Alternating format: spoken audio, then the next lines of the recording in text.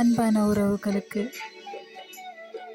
எதிர்காலத்தை குறித்து, கடனை குறித்து, வாழ்க்கையை குறித்து பயத்தோடு இருக்கிறீங்கன்னா ஆண்டவர் சொல்கிறாரு.